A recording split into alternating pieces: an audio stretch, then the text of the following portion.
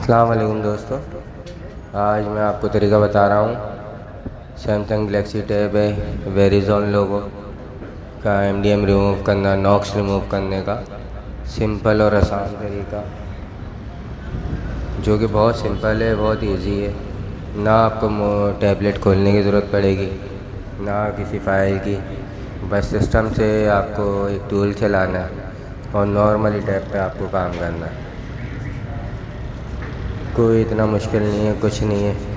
ज़्यादातर लोग परेशान हैं इन आईपैड और टैबलेट्स के एमडीएम रिमूव करने के लिए। तो मैंने अपनी पिछली कुछ वीडियोस में Samsung Galaxy mobile, Samsung Galaxy tablet के आपको एमडीएम रिमूव करने के तरीके बताएं, तो आज मैं आपको एक और टैबलेट का तरीका समझाता हूँ। सिंपल सा है।